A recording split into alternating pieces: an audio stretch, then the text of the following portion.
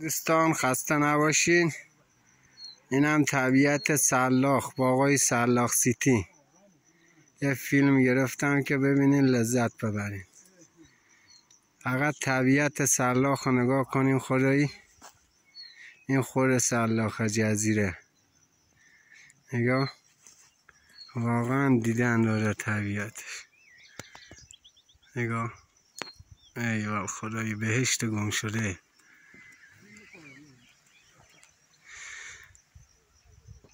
این خود سلاخه. دره بعدیش هم این پلنگ دره بهش میگن. این دره میگم پلنگ دره، این دره میگم پلنگ دره.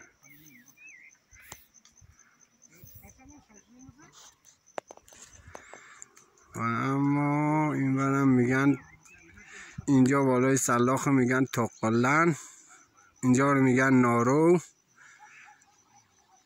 اینجا رو میگن قوزله زیر دکل.